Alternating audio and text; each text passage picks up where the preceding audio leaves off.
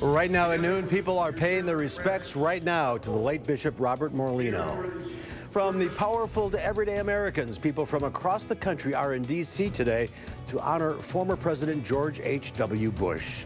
And Wisconsin lawmakers are considering several bills today set to limit the power of the new governor and attorney general. This is News 3 at noon.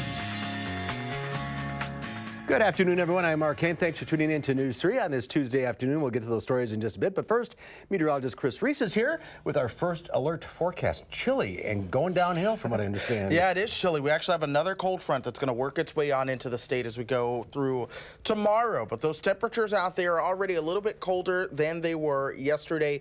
Still very cloudy, and every now and then you see the occasional snowflake that falls out of the sky. 28 degrees, that's the temperature right now. The air drier as well, with that dew point at 18. Not a lot of moisture is in our air at all. 30 in Janesville right now, 31 for Kenosha. Milwaukee is at the freezing mark. But for the most part, we do see those temperatures that are in the 20s this afternoon. Wind speeds have relaxed just a little bit since yesterday. That's good news. We don't have as much of a wind chill as we did this time yesterday, but those clouds are going to be sticking around. And if you pay attention right around Dubuque, you see it pop up in the last couple of frames there, but it's possible that we could get in on a round of a few flurries later on this afternoon.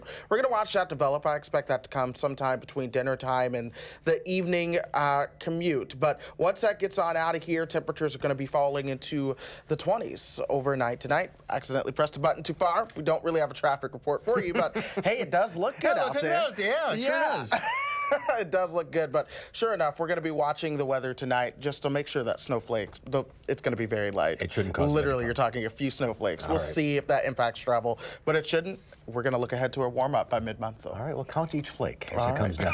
Yes. Thanks, Chris. Anytime. Topping the news today, people are remembering Bishop Robert Morlino today.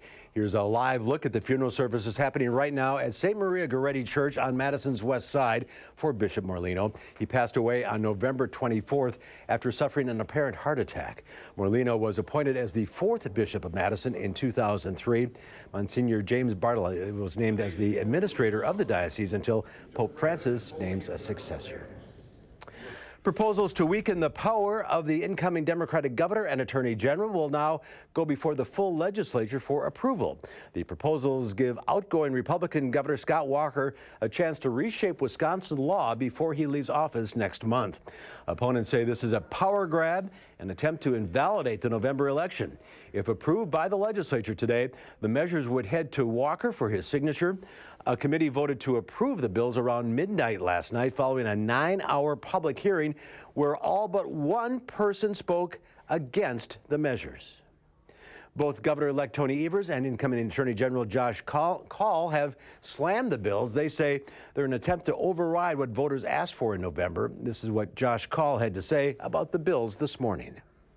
Well, what we need to be doing is focusing on the significant challenges we face, like our opioid epidemic, like school safety, like protecting our environment. But instead, this bill is going to end up meaning that there's going to be a lot of time and effort and resources spent on litigation instead of addressing the problems that the people of Wisconsin elected us to address. And Governor Walker says these late-term actions are part of the legislature's job. News 3 will have an update on what happens at the Capitol this afternoon on Live at 4. People from different parts of President George H.W. Bush's life will have time to visit his casket today. Meanwhile, the former president's family will spend time with the current president. Nicole Killian reports from Capitol Hill. President Trump saluted President George Herbert Walker Bush's casket Monday night. Today, he will meet with President Bush's family to pay his respects. He tweeted, "Looking forward to being with the wonderful Bush family at Blair House today. The former First Lady will be coming over to the White House this morning to be given a tour of the Christmas decorations by Melania. The elegance and precision of the last 2 days have been remarkable." President Trump has declared tomorrow a national day of mourning in honor of President George H.W. Bush. Dignitaries such as former CIA directors and military leaders passed by the president's coffin today, as are thousands of public visitors who came to say goodbye. We both felt it was important because he represented dignity and decency and kindness, and this is a time when that's all two almost lost. Visitors to the Capitol Rotunda are being given cards outlining the president's accomplishments during his life. Douglas Congdon wanted to share the experience with his son. And walking in together and just observing and showing respect, I think that's probably something we could all remember. Sully, President Bush's service dog, accompanied people who have benefited from the Americans with Disabilities Act, legislation that President Bush signed into law. Nicole Killian, CBS News, Capitol Hill.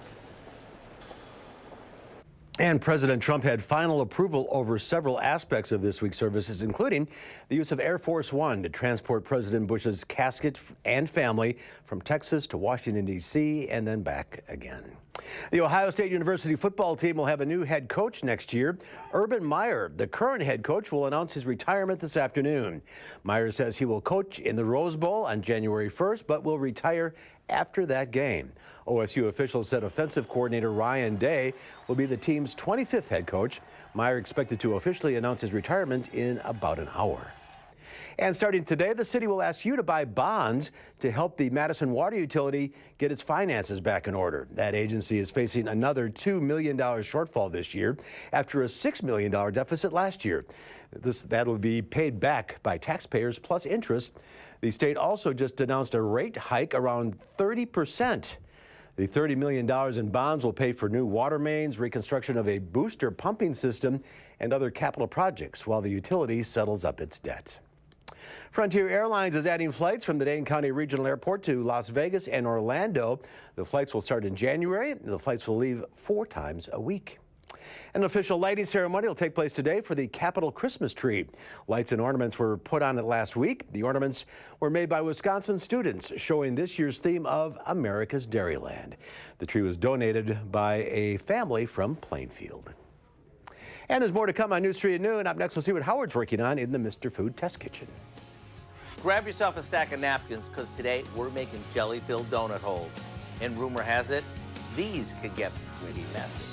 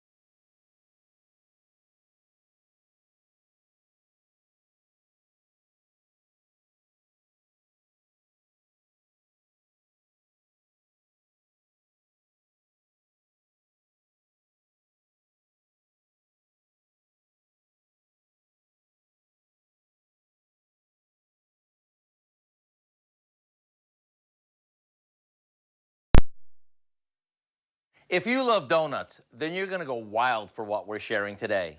We're making homemade, bite-sized donuts filled with jelly. No matter what holidays you may be celebrating, they're perfect for this time of year. We start by mixing our dry ingredients together. You know, flour, sugar, baking powder, and salt. Then, in another bowl, we beat together milk with some melted butter, an egg, and a bit of vanilla.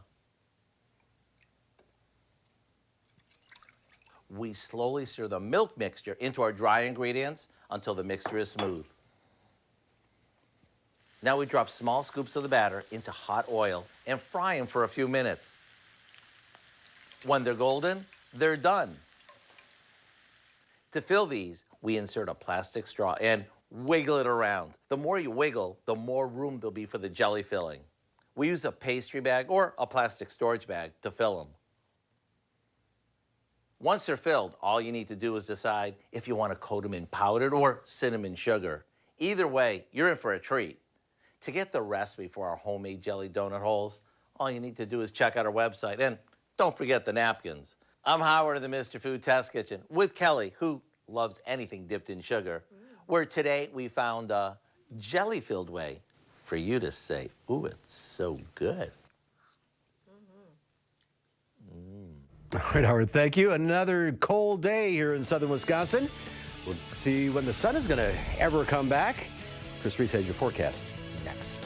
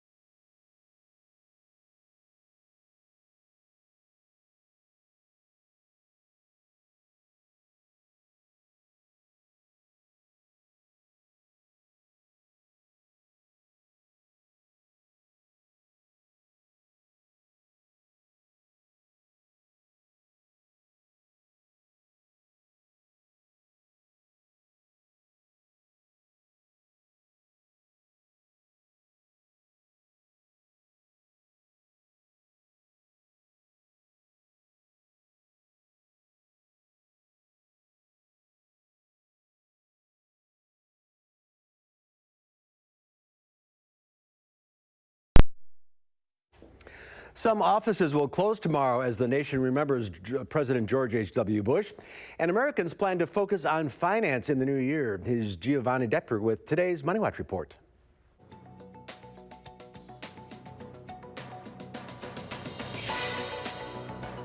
The Dow opened lower as investors question whether the U.S. and China will find a long-term resolution to the ongoing trade dispute. Looking ahead, the markets will be closed Wednesday to honor former President George H.W. Bush. President Trump declared a national day of mourning as the country remembers the 41st president. The U.S. Postal Service will not be delivering mail, and federal government offices will be closed. Thomson Reuters plans to cut more than 3,000 jobs by 2020. That's 12% of its workforce. The news and information provider says it's streamlining operations, but the company did not specify where the cuts will be made. The announcement came in Toronto at a day for shareholders. And do you have your New Year's resolutions yet? Well, it turns out a lot of people would choose saving money over love in 2019. Americans even prioritize traveling more next year than finding love. That's according to a GoBankingRates.com survey. But getting in shape and eating healthier still came out on top as the most popular resolution. And that's your CBS Money Watch report. For more, head to cbsmoneywatch.com. At the CBS Broadcast Center, I'm Giovanna Dierpick. Giovanna, thank you. The Dow Industrial is down 545 points at the noon hour. The NASDAQ down 196. Yikes. Let's check in now with Q106 Farm Director Pam Yankee in the radio barn. Yee. Not good.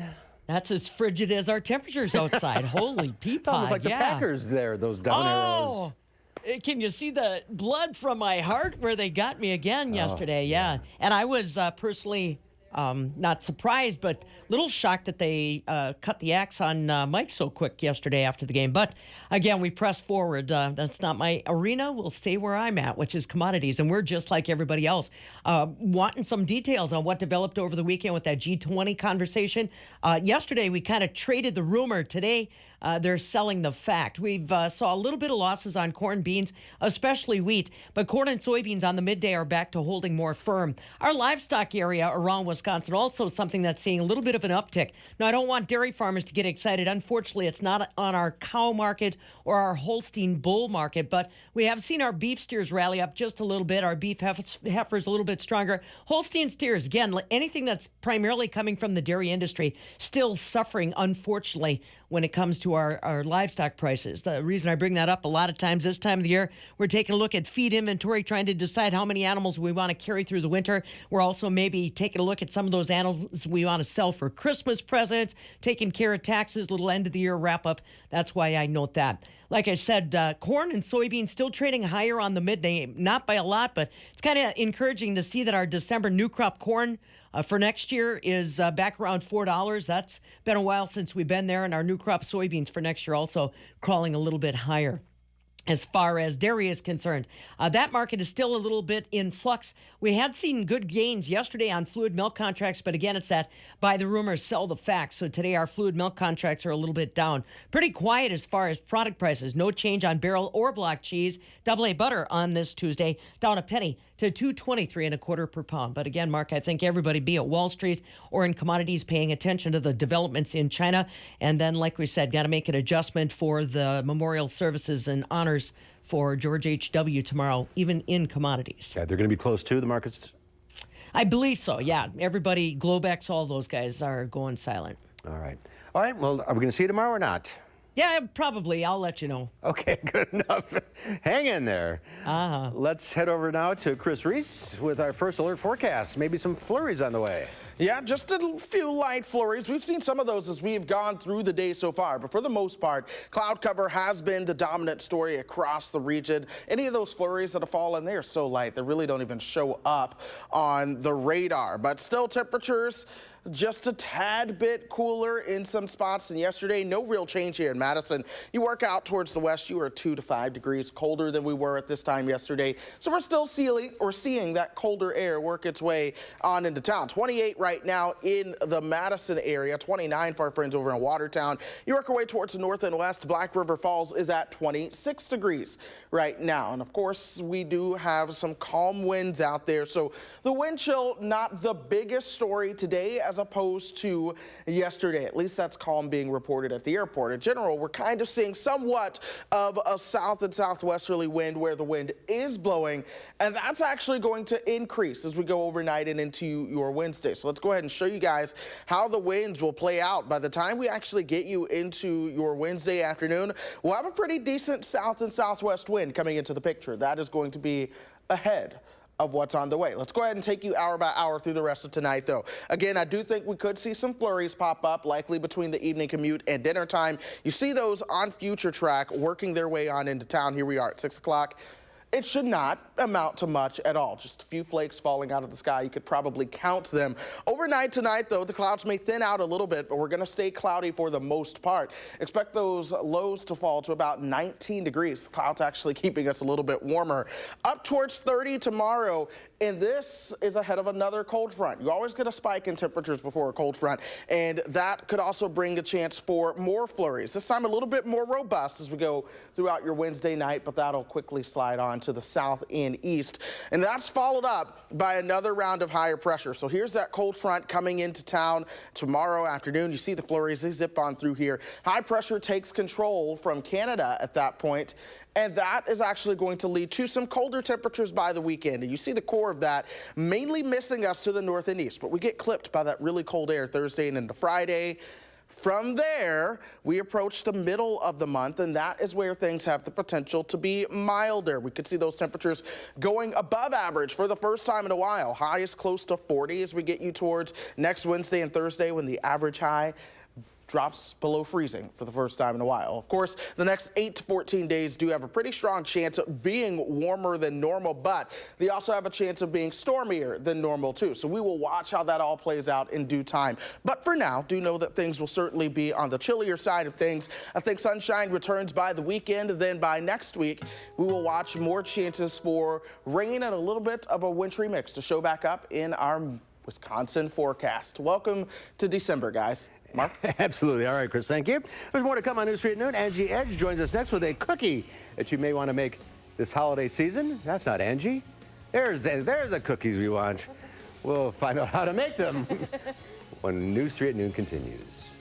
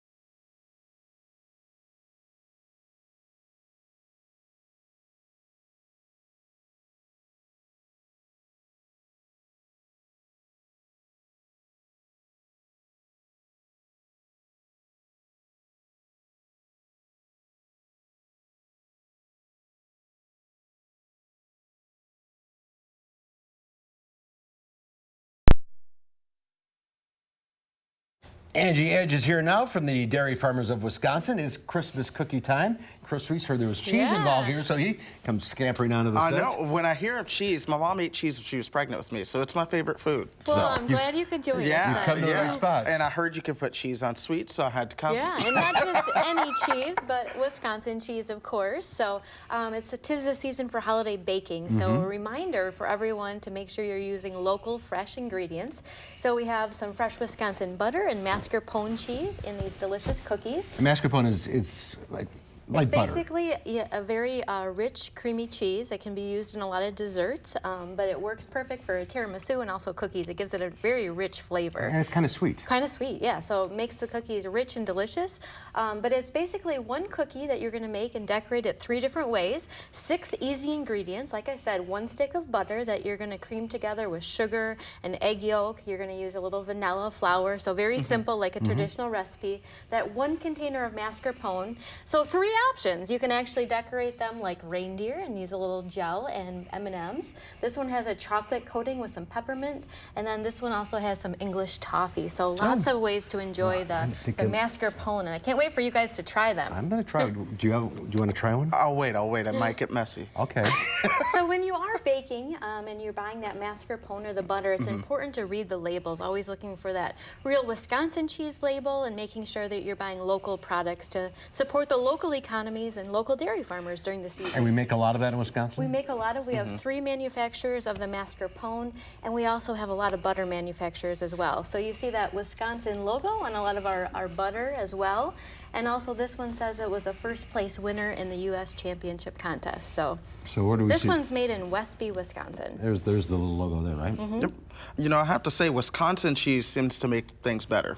Absolutely. Every recipe I make with Wisconsin cheese, so much better here. Yeah, absolutely. So not only being the #1 producer of cheese, but making some of the best cheese and winning more awards than any other state or country. So a great ingredient for cookies. There was some big competition in, was it Norway or Belgium just recently? Yeah, the World Cheese Competition. Wisconsin, once again, won a lot of awards, Nice. of course, leading the awards of the United States. So I think they had more awards than any other country. yeah. I think 25% of the United States awards, so pretty exciting, but the best cheese in the world and paired with some local Wisconsin butter. This is outstanding. Yes. Recipes online at Eat Wisconsin Cheese or WisconsinDairy.org, WisconsinCheese.com. Happy holidays. Happy holidays. All right, and not cheese in the sky, but hopefully we can get some yellow with some sunshine by the weekend. In the meantime, some flurries are possible overnight tonight. All right, that's our time for now. Thanks for watching. We'll see you back here at 4. Have a great afternoon.